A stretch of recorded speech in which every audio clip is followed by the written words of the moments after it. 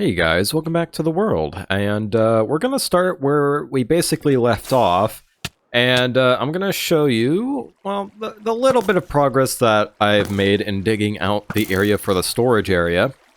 Now, I'm gonna have to probably brighten the video for this, but as you can see, we ran into water. Yes, I am well aware that I specifically relocated the storage area to the other side of the base, specifically to avoid this problem. But as it turns out, this leads to right into the lake. Yeah, so understandably, I had to I had to essentially get myself a roofing and an area to essentially isolate it from the lake. It doesn't look pretty, but it will get the job done, and at some point we're gonna have to dry out the inside and also just make the lake bed, you know, look prettier. But that's actually not what I'm gonna worry about right now. Instead, I'm gonna actually worry about a certain material that I need in order to complete the storage room. And by the way, we need a lot of different storage, or not storage, we need a lot of different materials for the build. This is all the stuff we need, and we're going to be focusing on mud brick today. Now there's some bits that we can get on the side, but I'm not going to really worry about those too much. But the main thing that we're going to be trying to get today is mud brick. Now I've actually had an idea to make a little town over here, and I thought, what if I just kind of made it like a mud town, like a hay and mud town. So yeah, I'm gonna get a bunch of water bottles real quick. Not my smartest use of coal, I'll be honest. Let me show you guys a little trick. So if you go into controls and turn your use item or place block to like a keyboard key, I usually do U, you can essentially have yourself like a non-cheaty auto clicker. So if I can just like get an angle here. Nice. Now that I think about it, maybe doing this early was a really bad idea. So I completed the mud farm, which I'm gonna be honest with you, I don't remember where I got the basic design from. So sorry, I'm not sure if I'm going to be able to link you to a tutorial. I'll see if I can find one that's at least similar. But yeah, you can find that in the description below. But I also added a little bit to it, just to make it a little more functional. We got some dirt. It's going to... Right, it needs a dirt there to start off. I forgot about that. There we go. Oh.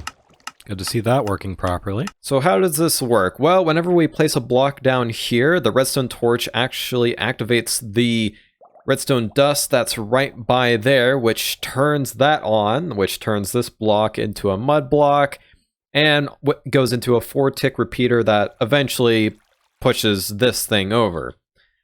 And back here, we actually have an item sorter, which essentially sucks out glass bottles, and puts it into this dispenser over here, which right over here, I believe, it should be a water block that will essentially not only refill the water bottles, but spit out the water bottles, or spit out the empty bottles, spit out the water bottles into that hopper right behind that chest, which goes into this chest and then goes into that hopper and feeds straight and back into the dispenser.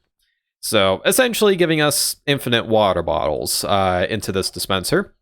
And as you can see, there's a redstone torch right over here, right at the end of the feed, which essentially turns that piston on, which pushes us out of the way just so we don't accidentally end up cramming the system. Yep. So, yeah, honestly, pretty stinking simple. Nothing too complicated. That being said, I am going to sit here and get a bunch more wood for a while. Is that a creeper or is that a bunny? That is definitely a creeper. Yeah, that's one con of doing this out in the open. We kind of have mobs wandering about, and we have to be careful about that. But hopefully, eventually, we'll get a better lighting setup around here. And I'm just going to put torches around here for right now. So, as you can see, we've managed to get enough mud to cover this entire area, just so we can have a miniature custom biome. Hello, solicitor. And as you can see, we've also gathered some ice to fill in kind of the water area. I was, filling this out with mud, and I realized that without flowers or anything, this place looks pretty plain. I mean, it looked pretty plain even with the flowers, so I thought, let's get like some rivers in here, just because, or at least streams. I'm not sure if you'd call this a river, because I mean, it makes sense. It's, a place with mud, there's going to be a lot of water. But yeah, the reason for me using ice instead of the usual other water tricks is mostly just so I can make sure that all these blocks are full, just without me having to like visually check for absolutely everything.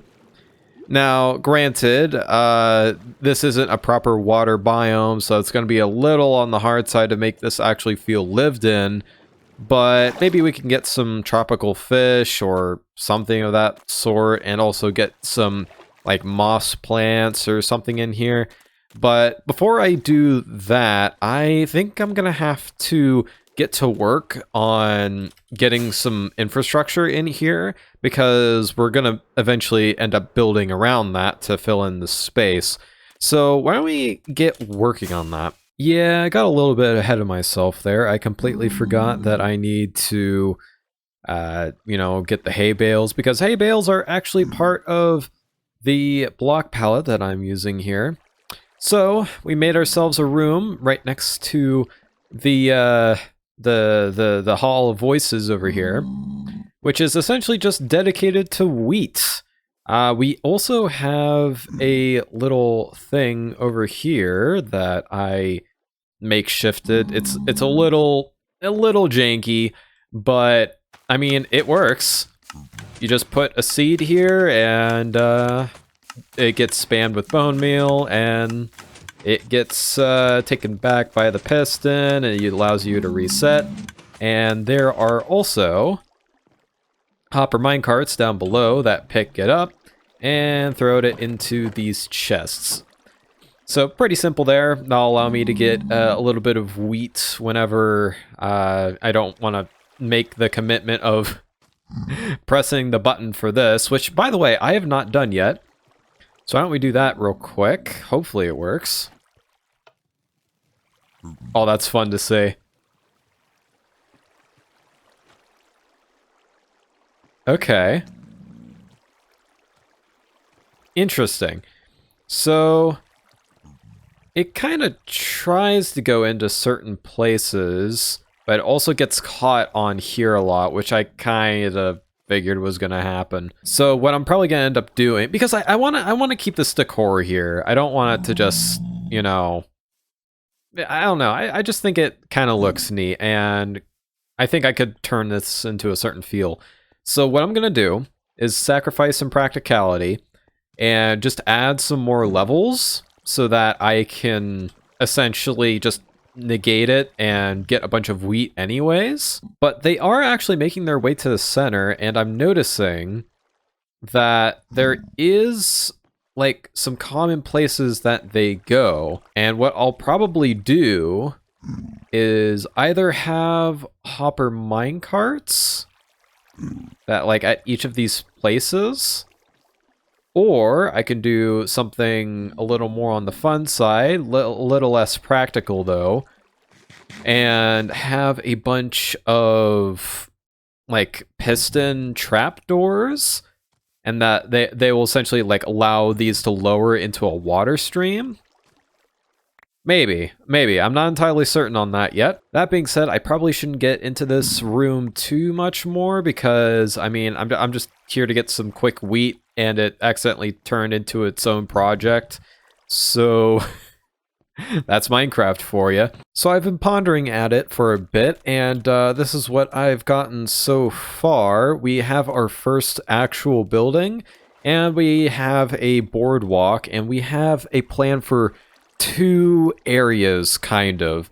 The first area is kind of the wheat area. I might do more wheat to cover this, you know, just to really hit it home, and also just to be more satisfying, I guess. But the reason this is the wheat area is because if you hop down here, you can actually go into the wheat room. So, yeah, pretty handy. I haven't done much in terms of interior with this yet. Maybe I'll have like a bed, maybe some rundown furniture, something like that. But yeah, we also have a little bit of a rundown boardwalk that continues to over here. And we have more boardwalk. And as you can notice, we kind of go more into bamboo and sugarcane area, which, by the way, if you're wondering how I managed to get not bamboo, the sugarcane over here, I just placed water underneath the mud here. Pretty simple, pretty stupid. But yeah, as you can see, I've actually started trying to plan out a build over here. And I'm thinking of doing like, I don't know exactly what you call it, but it's like a hut. And what I'm thinking of doing is like doing a sort of gradient that starts off with the muddy mangrove roots and slowly gets lighter and lighter as we go along. So, like, say, boost this up another block right here, and it'll be kind of going at a diagonal as well. So, my only concern is this becoming, like, a little too much. So I just found out that if you have a mud block and a half slab, you can technically fit your character in it if you're flying. Didn't expect to be here today. You know, I'm starting to learn why I don't build buildings on a diagonal. I honestly, I don't think that's the only problem. I think I just didn't really think this through all that well, but whatever. So, not only does this building look horribly unbalanced and looks like it's gonna tip over, but the gradient I did was just a bit too dramatic. I think I should have just made these a bit wider, because it really should not have gotten to birch. It should have gotten to, like, maybe jungle at the very most. But you know what? I'm not going to worry about fixing it right now because I really can't be bothered. And at this angle, the dirt kind of just doesn't quite work either. So I'm going to have to figure out something to fix all of this because it is kind of a mess. But in other news, we actually have managed to get a bamboo farm partially going.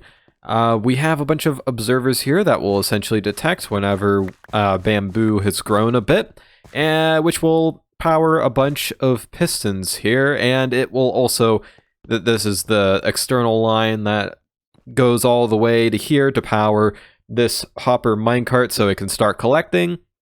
Now, I know that I could just do like a minecart loader and just do it that way, but that means that the hopper minecart will basically be constantly going, and not a huge fan of that.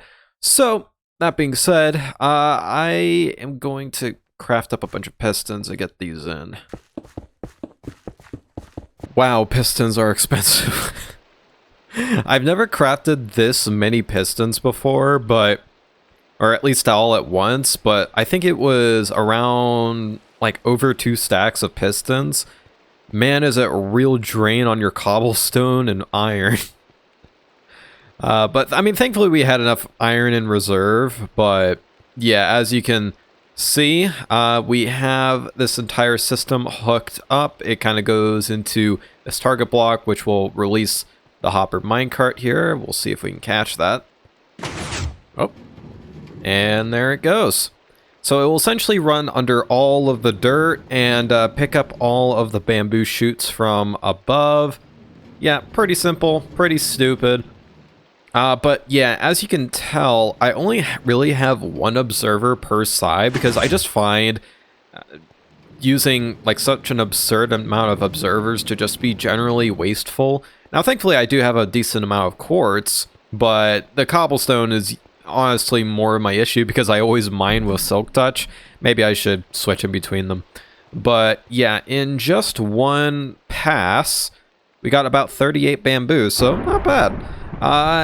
And yeah, we're eventually going to use this to... Nope. We're eventually going to use this to craft a bunch of bamboo planks, but yeah, while this is going, I definitely need to get a proper collection system going, because all we have right now is that one hopper minecart for storage, and yeah, that's not going to work out for very long. So we need to get a hopper and a dropper system going. Okay, I think that's everything with the bamboo farm done. It's doing another run. It's actually doing like runs fairly consistently, which I think I could have gotten away with doing a minecart loader, but this is just more satisfying in my brain. So yeah, basically it goes into a hopper, which goes into this dropper, which starts this redstone clock, which goes in front of this observer, and that just kind of feeds up. And these observers see these observers changing, which feeds straight into these droppers above, which essentially just keep pushing them up until they reach the barrel above. If I can find a place, there we go. Oh my gosh, you know, it would be nice if I had my elytra on when I... But yeah, as you can see, like, I've just been working here, and we already have like a decent amount of bamboo, so I think the farm is pretty satisfactory. I wouldn't be surprised if this gets backed up. This is one of those systems that would heavily appreciate a crafter. So yeah, at some point I'm gonna see if I can try and install one of those in here, something nice and simple.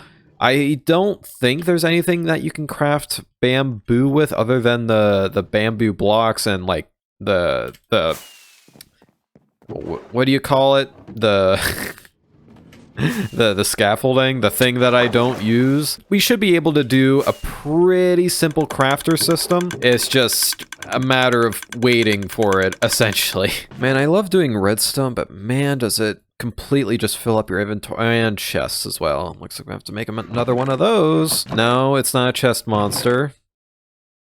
Yet.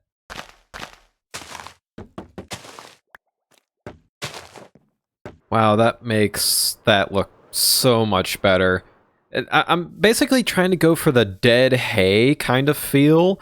I was debating on using yellow terracotta, but it looked too gold and made the hay look a little too alive.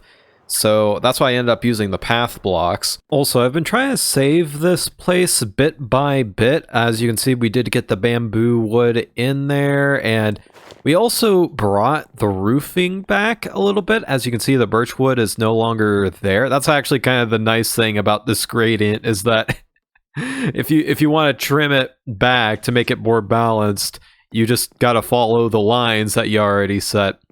But I might delete the oak too, but I do want to keep that feel of an overhang, because I feel like that's just it just having this I feel like having this kind of angle is just generally really cool. Like, there was a point in time where I was working on the redstone here, and I just looked out and it was raining, and it was just like, this feels like when I went on a vacation and like I was looking through from under an overhang and it was just like raining, and it just, I don't know, I got that hit of nostalgia. So yeah, take that as you will. But I mean, I'll save it at some point, but I don't know when that's gonna be. As you can also see, we've continued the pathway down this way. We've gotten more trapdoors in just to make it feel a little more lively, make it feel a little more detailed. And as of right now, that's all that's like really kicking in for my brain. I'm thinking of, because I plan on having sugarcane right here as well, but I might actually go back on that plan and make sugarcane its own dedicated area, and maybe it will like decrease the bamboo a little bit as we go on to over this side, and maybe I'll oh, I'm just like getting some ideas here as I'm talking. That's the fun part about Minecraft, is that like maybe I can kind of build around the street, these like bits of mangrove log is where I plan on having custom trees. Maybe I can have everything like on stilts. I know I have everything kind of raised over here, but it's only like barely. It's kind of like a boardwalk, but I kind of want to maybe have everything on stilts over here. I'm gonna try and prototype that for a moment. So I think I've managed to figure out like the general area and also the verticality that comes with it. And now I'm starting to fill in the walls, put in fence gates, and so on and so forth. But hopefully you can kind of see where I'm going here, where it's just kind of like this part's going to be a little less run down. It's not really going to be that run down at all, actually. It's just going to be, you know, a little rustic. Kind of similar to the style that I did for the Sloth Slop Shop in a sense. That same kind of feel, just with a slightly different block palette. So originally I was going to have the mangrove logs as the support beams, but then I realized that it's also part of the gradient that will be going up here, so maybe not the best of ideas because it'll just kind of mesh together and it'll just look odd and eh. So I decided, you know, I'm gonna take the lazy route and just like strip it. That really didn't work out either. So I decided, oh, what if I did like the packed mud bricks? Well, that also didn't really work. It's just not really quite the right hue that I'm going for. It almost kind of has a weird bluiness to it, like a weird purpleness, bluiness. Also, it might be because it's night. Hold on. I swear I'm not crazy. There's like a little bit of blue going into the shading, and it just kind of throws it off for me.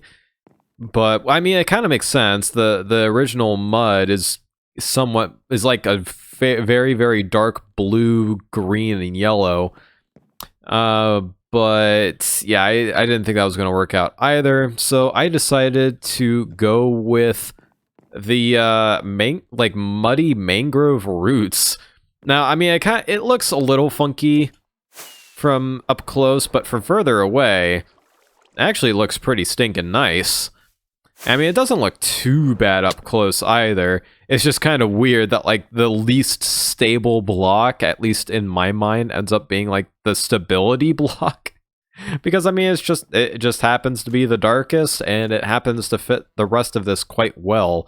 And I also decided to do a little bit of normal mud, just to have a slight bit of gradient there. I can't have it going up too much, because that bluiness that I was talking about earlier kind of starts to mess with it, so I'm going to have to balance that out pretty well. But yeah, just continue on that. So for a hot minute here, I was kind of struggling on what to do for the top layer here, because I just found spruce or at least spruce planks, to be just a bit too much, but I actually found that the trapdoors actually are just about the right shade. They are a little bit darker than their plank variants. And I mean, hey, it kind of adds some dimension to the build, which it was sorely lacking.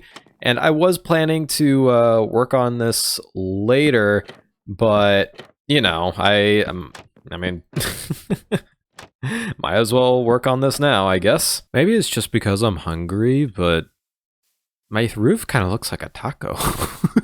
If you exclusively look at this angle, you kind of start to see the vision.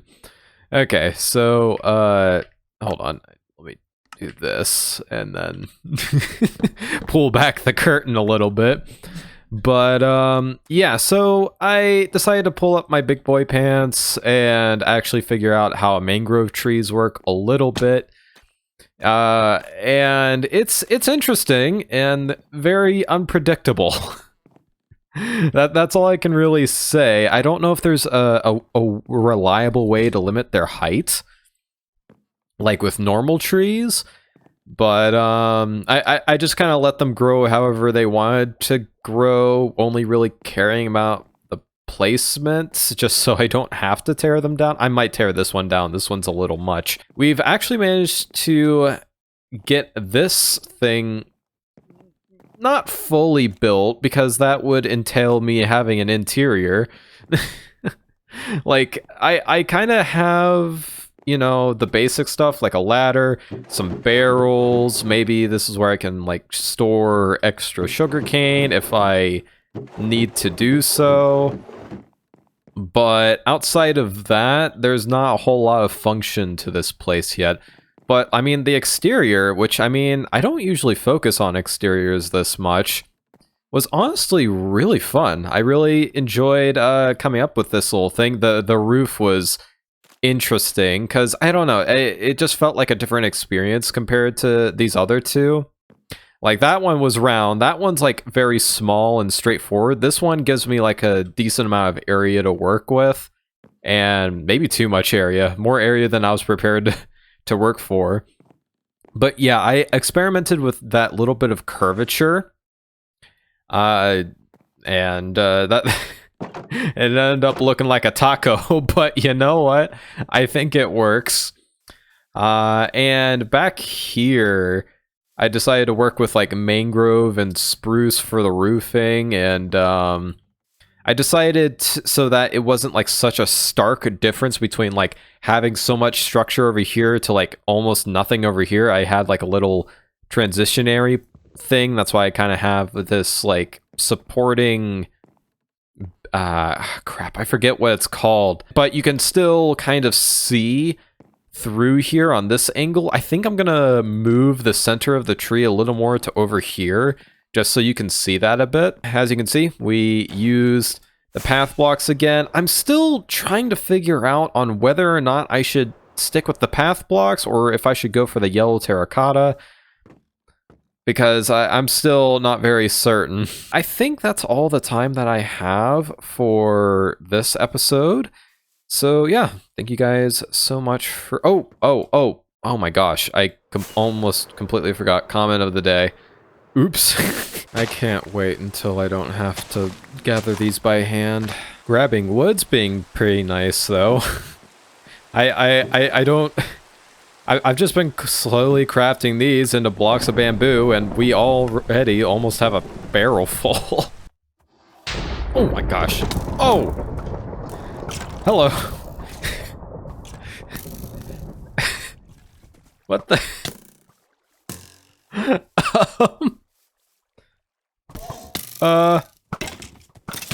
Okay, don't shoot the horses, guys. Don't shoot the horses.